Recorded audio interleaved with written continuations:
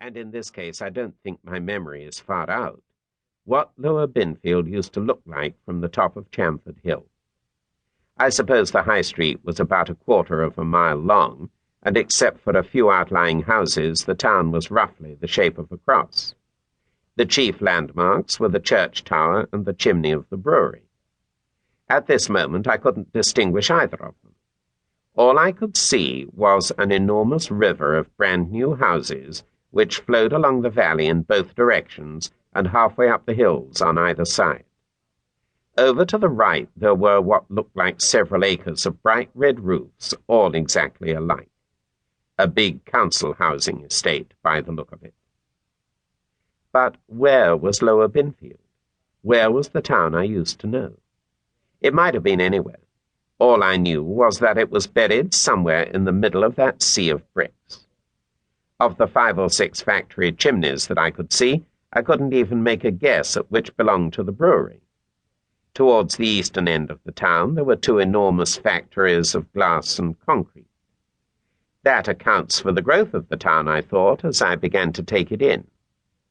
It occurred to me that the population of this place, it used to be about 2,000 in the old days, must be a good 25,000. The only thing that hadn't changed, seemingly, was Binfield House. It wasn't much more than a dot at that distance, but you could see it on the hillside opposite, with the beech trees round it, and the town hadn't climbed that high. As I looked, a fleet of black bombing planes came over the hill and zoomed across the town. I shoved the clutch in and started slowly down the hill. The houses had climbed halfway up it. You know, those very cheap small houses which run up a hillside in one continuous row, with the roofs rising one above the other like a flight of steps, all exactly the same. But a little before I got to the houses, I stopped again. On the left of the road there was something else that was quite new, the cemetery. I stopped opposite the lich gate to have a look at it. It was enormous, 20 acres, I should think. There's always a kind of jumped-up, unhomelike look about a new cemetery, with its raw gravel paths and its rough green sods, and the machine-made marble angels that look like something off a wedding cake. But what chiefly struck me at the moment was that in the old days this place hadn't existed. There was no separate cemetery then, only the churchyard. I could vaguely remember the farmer these fields used to belong to.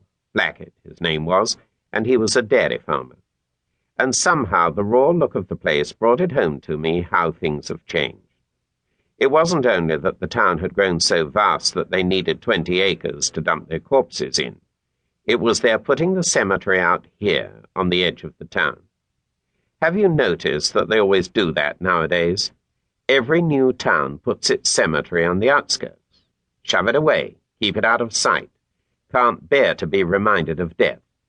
Even the tombstones tell you the same story. They never say that the chap underneath them died. It's always passed away or fell asleep. It wasn't so in the old days.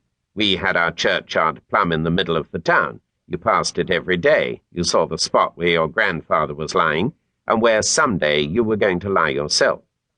We didn't mind looking at the dead. In hot weather, I admit, we also had to smell them, because some of the family vaults weren't too well sealed. I let the car run down the hill slowly. Queer. You can't imagine how queer. All the way down the hill I was seeing ghosts, chiefly the ghosts of hedges and trees and cows. It was as if I was looking at 2 worlds at once, a kind of thin bubble of the thing that used to be, with the thing that actually existed shining through it. There's the field where the bull chased Ginger Rogers, and there's the place where the horse mushrooms used to grow. But there weren't any fields or any bulls or any mushrooms.